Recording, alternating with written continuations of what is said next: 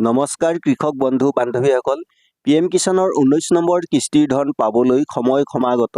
গতিকে PM Kisan হিতাধিকাৰীসকলে 19 number কিস্তিৰ ধন আপোনাৰ একাউণ্টত জমা হৈছে নে নাই কেনেকৈ 1 ছেকেণ্ডত চেক কৰিব পাৰিব।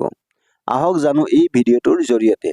আমি সকলোৱে জানো PM কিষাণ আবেদন কৰিলে চৰকাৰৰ ফালৰ পৰা সকলো হিতাধিকাৰীকে ইণ্ডিয়া পোষ্ট পেমেণ্ট বেংকৰ একাউণ্ট খুলিবলৈ কোৱা হয়।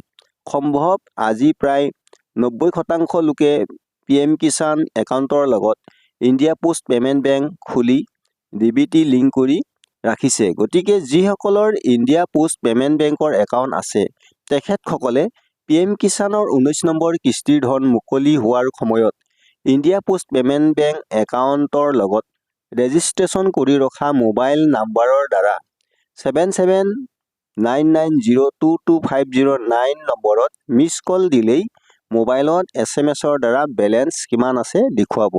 এই নম্বৰৰ দ্বাৰা মিছ কল দি প্ৰয়োজন অনুসৰি নিজৰ ইণ্ডিয়া পোষ্ট পেমেণ্ট বেংকৰ জমা টকাৰ পৰিমাণ জানিব পাৰিব।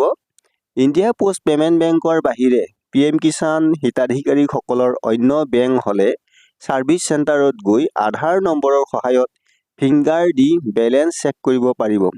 গুগল পে', ফোন পে' বা অন্য পেমেণ্ট এপ থকাসকলে নিজৰ সুবিধা মতে কৰি ল'ব পাৰিব। আজিৰ নতুন খবৰ ইমানেই। যদি আজি এই ইউটিউব চেনেলত প্ৰথম আহিছে তেন্তে আগলৈ আপলোড কৰিবলগীয়া নতুন আপডেটবোৰ পাই থাকিবৰ বাবে ছাবস্ক্ৰাইব কৰিব আৰু সকলোকে অনুৰোধ জনাম এই ভিডিঅ'টো চাই কিছু সহায় হোৱা যেন অনুভৱ হ'লে লাইক, শ্বেয়াৰ আৰু কমেণ্ট কৰিব।